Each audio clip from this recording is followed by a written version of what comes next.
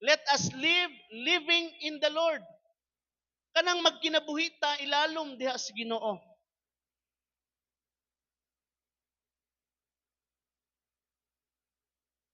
Kanang nag-desire gyud ta, no? Dili kini bitang itinerary na nato sometimes moingon ta nga adto kog simbahan.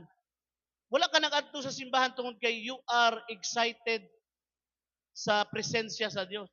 Ano itabo lang kasi parang itinerary na lang nato baka na bitang Lunes, muna akong buhaton, Lunes, Martes, Merkules, Huwebes, Bernes, trabaho ko, Sabado, laba, tanan, Domingo, simbahan ko.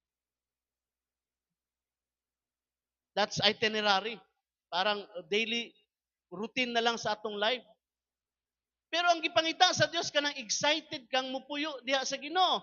Kasi when you abide in the Lord, wala lang na nahitabo sa simbahan. When you abide in the Lord, wala lang na nag-adto ka sa simbahan. When you abide in the Lord, bisan pag Lunes, Martes, Merkules, nakatrabaho, naka sa imong opisina, naka sa imong negosyo, you could live in the presence, you could live in the shelter of the Lord.